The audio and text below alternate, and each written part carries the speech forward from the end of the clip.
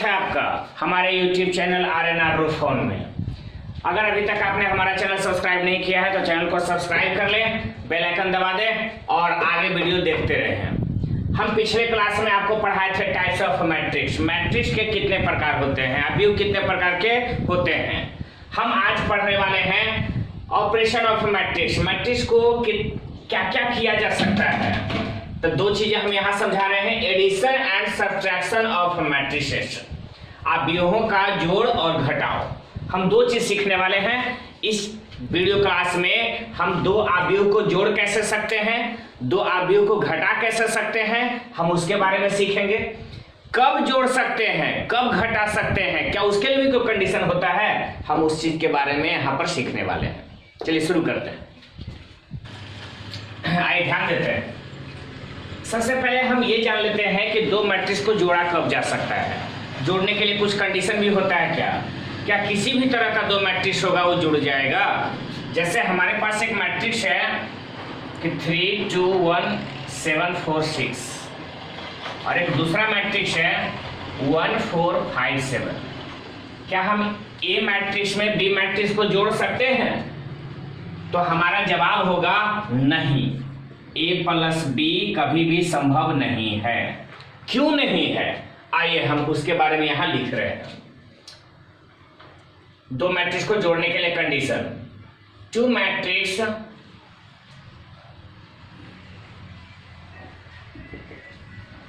Are added, two matrix are added if they have same order। बस एक line याद रखना है, दो मैट्रिक्स को जोड़ा जा सकता है यदि उन सब का ऑर्डर समान हो। दो या दो से अधिक मैट्रिक्स को भी जोड़ा जा सकता है, लेकिन कब? जब ऑर्डर समान रहेगा तब। अब जरा सोचो, इस मैट्रिक्स का ऑर्डर क्या है? तो कै गो रो है? पहला रो, दूसरा रो, तो दो गो रो है। कॉलम कै गो है? तो 1 2 3। ये 2 गुना 3 ऑर्डर का है, इसमें 2 गो रो भी है और 2 गो कॉलम भी है।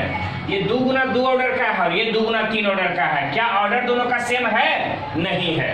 और अगर दो मैट्रिक्स का ऑर्डर समान नहीं होता है तो हम दो मैट्रिक्स को जोड़ भी नहीं सकते हैं। जोड़ेंगे कब? जब दो मैट्रिक्स का ऑर्डर समान रहेगा तब। फिर कहता है कि अगर जोड़ते हैं तो फिर जुड़ेगा कैसे, तो हम उसके बारे में बात करते हैं। लेट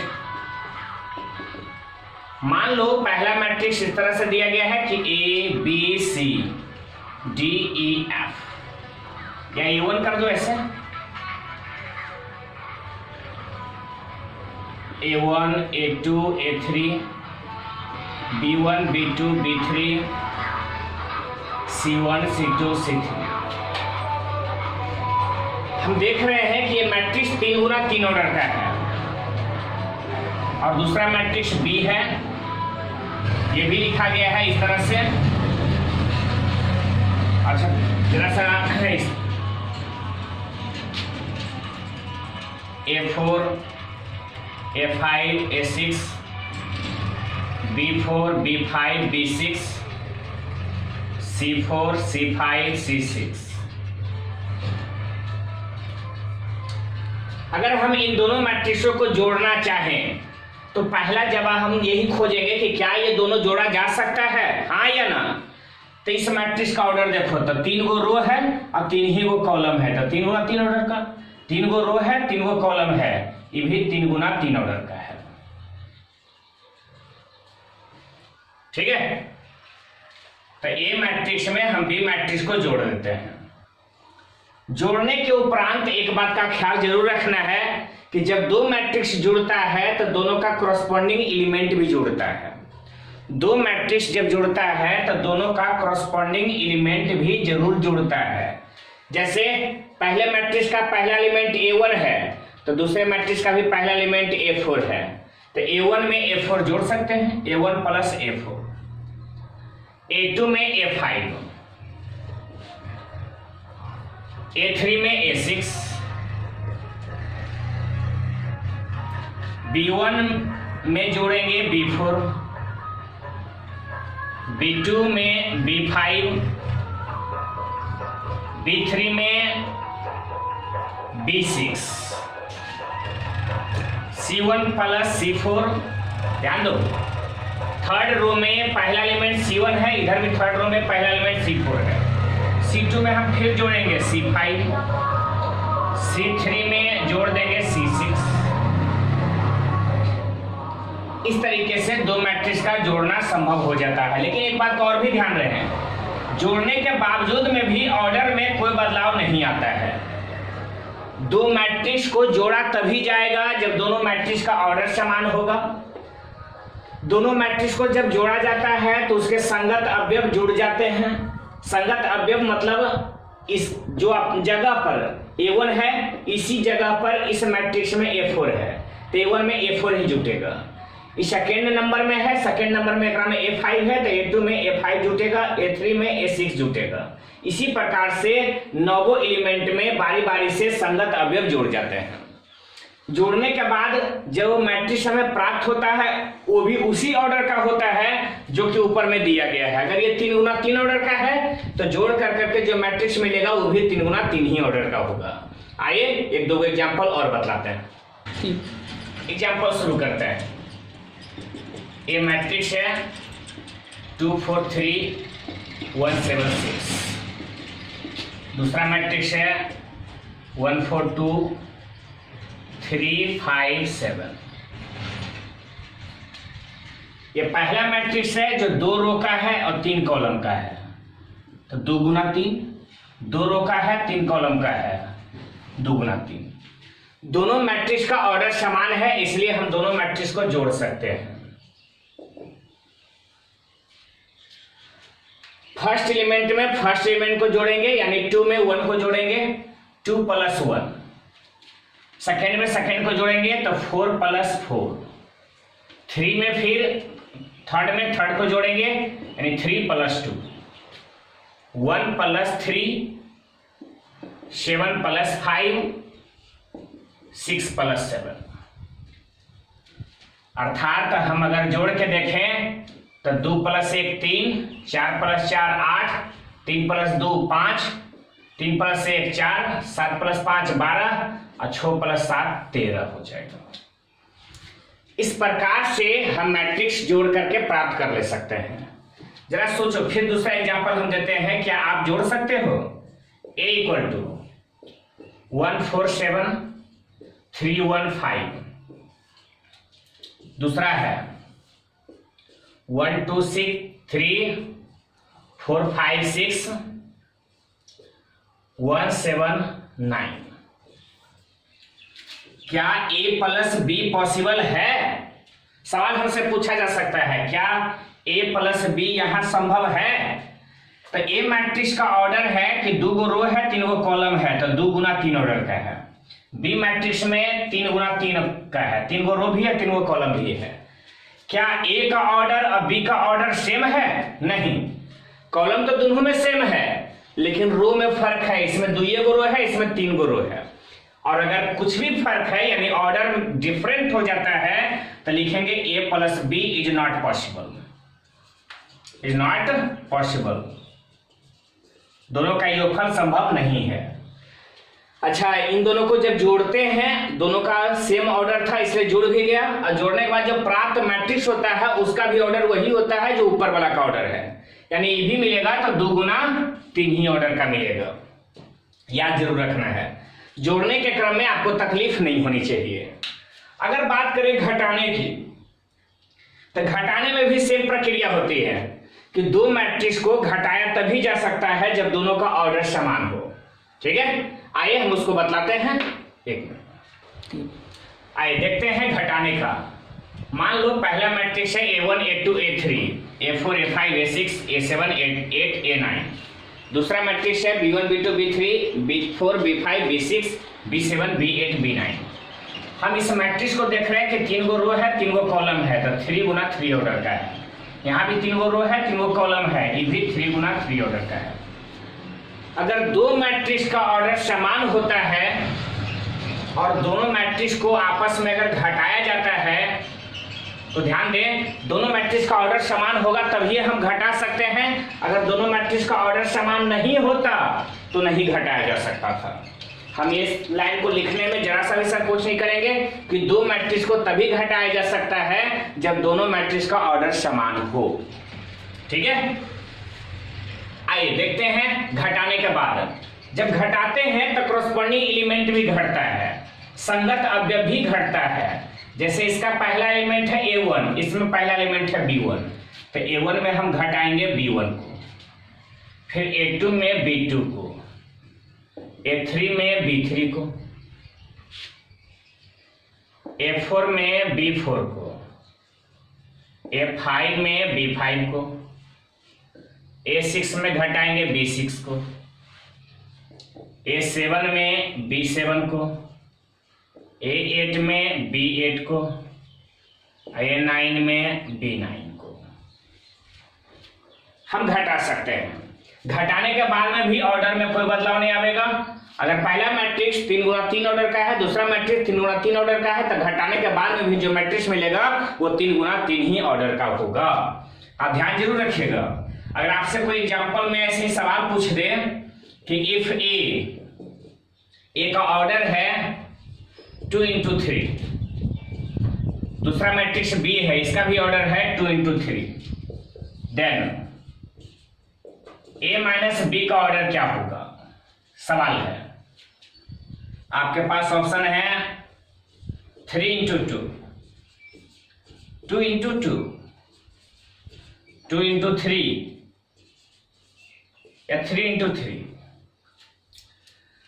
तो आप सब जवाब दे सकते हो कि 2 into 3। अगर A का ऑर्डर 2 into 3 है, B का भी ऑर्डर 2 into 3 है, तो घटाने के बाद में भी यह 2 into 3 ऑर्डर का ही होगा। या सवाल ऐसे पूछ दे कि दो मैट्रिक्स को जोड़ने के बाद ऑर्डर क्या होगा, तभी आप ये लिखोगे 2 into 3 ऑर्डर का ही होगा। ऐसा ऑब्जेक्टिव पूछा जा सकता है। तो हमारे ख्याल से दो मैट्रिक्स को जोड़ने में और घटाने में आपको किसी भी प्रकार का परेशानी नहीं आना चाहिए। अब सीखते हैं कि मैट्रिक्स के जोड़ का कुछ गुण होता है, कुछ प्रॉपर्टीज है, हम उसके बारे में जान लेते हैं। आइए देखते हैं। Properties of addition of matrix, अवयव के योग का कुछ गुण। तो जो सबसे पहला प्रॉपर्टी तो होगा तो वही होगा कि two matrices are added if they have same order।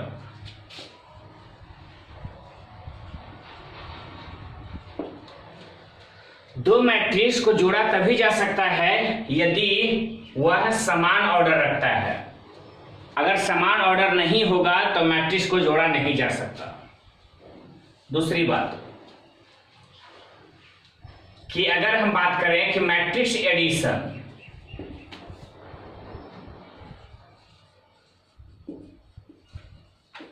is obeys commutative law।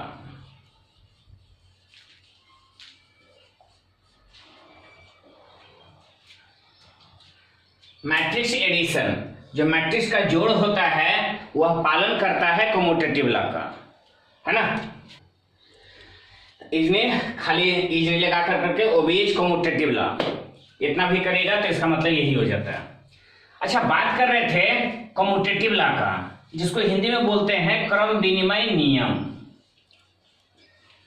क्रम विनिमय नियम मैट्रिक्स, जो दो मैट्रिक्स का जोड़ होता है वह क्रम विनिमय नियम का पालन करता है। क्रम विनिमय का मतलब होता है क्रम में अगर हेर फेर कर दिया जाए जोड़ में तो कोई फर्क नहीं पड़ता है। कहने का मतलब है डेट इज इस प्रकार A प्लस बी बराबर B प्लस A। आप जानते हैं A प्लस B मैट्रिक्स करिए या B में A मैट्रिक्स को जोड़िए तो कंफर्म है दोनों का रिजल्ट समान ही आएगा, और दोनों का रिजल्ट समान आएगा तो इसलिए कहेंगे कि मैट्रिक्स एडिशन कम्यूटेटिव लॉ का पालन करता है। अगर A गुना B बराबर B गुना A आ जाए तो भाई मैट्रिक्स मल्टीप्लीकेशन गुना बनाना है, गुना में अगर क्रम का हेर फेर करे बराबर आ जाए तो समझ लेना कि मैट्रिक्स मल्टीप्लीकेशन भी कम्यूटेटिव लॉ का पालन करता है। अभी फिलहाल जोड़ है तो हम पीछे में जोड़े दिखा रहे हैं कि दो मैट्रिक्सों का जो जोड़ होता है वो क्रम विनिमय नियम का पालन करता है। अगर आपसे कोई भी पूछे तो आप यही बताओ। तीसरी बात, मैट्रिक्स एडिशन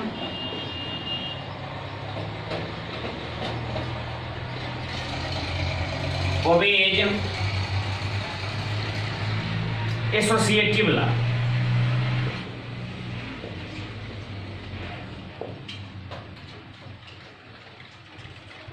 ए प्लस बी प्लस सी बराबर होता है A plus B plus C. अगर दो मैट्रिक्स है तो उसमें ध्यान दीजिए बी प्लस सी, यानी बी में सी को जोड़ दीजिए और जोड़ने के बाद जो आता है उसमें ए को जोड़िए, या ए और बी को पहले जोड़ करके बाद में सी में जोड़िए। तो कहता है दोनों का रिजल्ट बराबर ही अगर आ जाए तो समझ लेना कि मैट्रिक्स एडिशन एसोसिएटिव लॉ का पालन करता है, अगर नहीं तो दिक्कत है। ध्यान रखना, आपको अगर कोई भी पूछे क्या मैट्रिक्स का जोड़, एसोसिएटिव को हिंदी में बोलते हैं साहचर्य,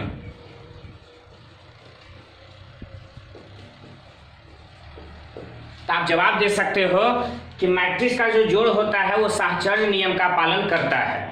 साहचर्य नियम का मतलब ये है कि अगर तीन मैट्रिक्स दिया गया है, अब तीनों मैट्रिक्स में किसी भी दो को जोड़ते हैं, पहले किसी भी दो को जोड़ देते हैं तो अंतर ना पड़े। कोई भी दो, जैसे पहला का वाला हमने क्या किया कि दूसरा और तीसरा वाला को पहले जोड़ दिया और दूसरा तरफ में पहला दूसरा को दोनों पहले जोड़ दिया, तो इससे कोई फर्क ना पड़े तब कहेंगे कि यह साहचर्य नियम का पालन करता है। गुना में घटाव में ऐसा नहीं होगा। अगर कहे मैट्रिक्स सब्ट्रैक्शन घटाव वाला, तो क्या ये कम्यूटेटिव लॉ का पालन करेगा? तो कम्यूटेटिव लॉ का पालन करने के लिए सर a माइनस बी बराबर होना चाहिए b माइनस ए के। आप गवाही देंगे क्या a में b घटाएं और b में a घटाएं दोनों समान ही होगा? नहीं सर, समान नहीं होगा, इसलिए मैट्रिक्स सब्ट्रैक्शन कम्यूटेटिव लॉ का पालन नहीं करता है। अच्छा, अगर हम बात करें इसमें घटाने का कि मैट्रिक्स सब्ट्रैक्शन, तो a में b माइनस सी, पहले b में c घटा लो, उसके बाद में a में से फिर b माइनस सी वाला घटा लेना, या फिर a माइनस बी पहले कर लो और फिर जितना आता है फिर माइनस सी कर देना। तो ये कन्फर्म है कि सर ये साहचर्य नियम का भी पालन नहीं करता है। चलो हम फिर आगे बढ़ते हैं और बात आगे की ओर बढ़ाते भी हैं। आइए चौथा नंबर प्रॉपर्टी देखते हैं, एडिटिव आइडेंटिटी, योगात्मक तत्समक। दो मैट्रिक्स को जोड़ने का कुछ रूल है। योगात्मक तत्समक क्या होता है? अगर कोई पूछे कोई मैट्रिक्स ए दिया गया है, इसका एडिटिव आइडेंटिटी बताओ। आपसे पूछ दिया कि एक मैट्रिक्स दिया गया है ये 2570, इस मैट्रिक्स का एडिटिव आइडेंटिटी बताओ। आप क्या जवाब दोगे? योगात्मक तत्समक कहने का मतलब है एक ऐसा मैट्रिक्स जो जोड़ा भी जाए और उस मैट्रिक्स में कोई परिवर्तन भी नहीं आवे। ऐसे मैट्रिक्स को एडिटिव आइडेंटिटी कहते हैं जो किसी मैट्रिक्स में जुड़े तो उसमें कोई परिवर्तन नहीं आवे, तो वैसे मैट्रिक्स को हम लोग योगात्मक तत्समक कहा करते हैं, एडिटिव आइडेंटिटी कहा करते हैं। और आप भली भांति वाकिफ हैं कि किसी भी मैट्रिक्स में अगर जीरो मैट्रिक्स को जोड़ा जाए तो उस मैट्रिक्स में कोई प्रभाव नहीं पड़ेगा, फिर से वापस यही आवेगा जो था। तो जो जीरो मैट्रिक्स है यही कहला जाता है किसी भी मैट्रिक्स का। अगर एडिटिव आइडेंटिटी पूछा जाता है तो आप जीरो मैट्रिक्स को बताओगे। तो हम लिखेंगे क्या कि zero matrix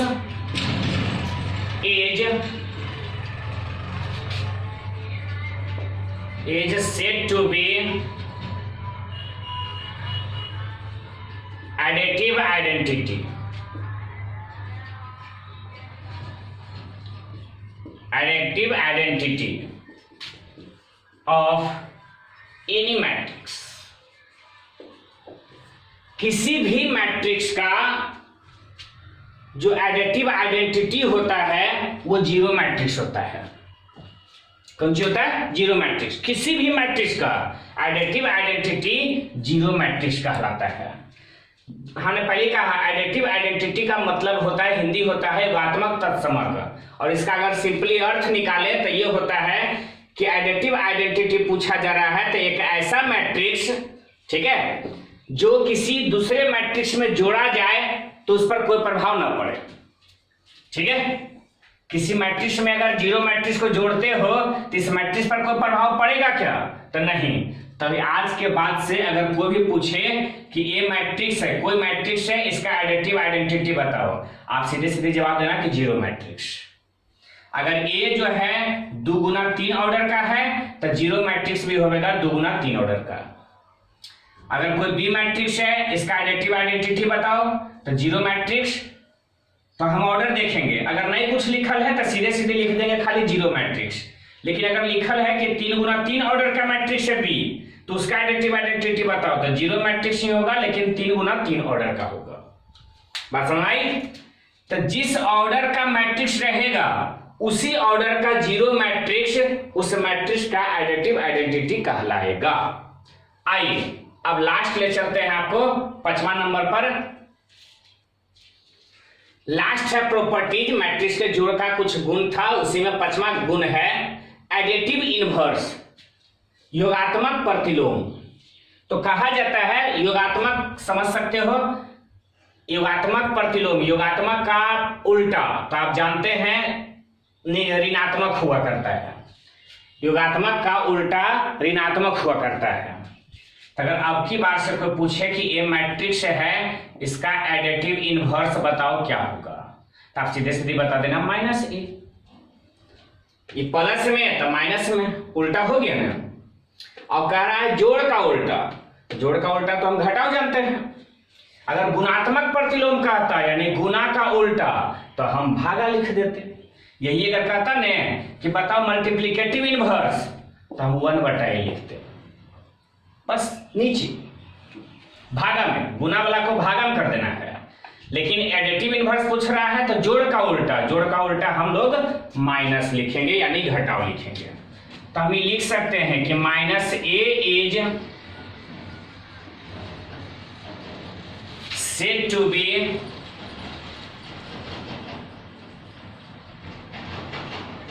additive inverse of matrix A। किसी मैट्रिक्स A का एडिटिव इनवर्स क्या होता है तो माइनस A। ठीक है, जैसे हमसे कोई पूछ ले बताओ एक A मैट्रिक्स है जो कि इस तरह से 2 3 5 7, और हमसे पूछ ले कि इस मैट्रिक्स का एडिटिव इनवर्स बताओ क्या होगा, तो क्या होगा सर, तो माइनस ए होगा। माइनस ए कहने का मतलब है हम लोग बराबर में लिखेंगे माइनस, और एक जगह पर जितना कुछ है 2 3 5 7, यही हो जाएगा इसका एडिटिव इनवर्स।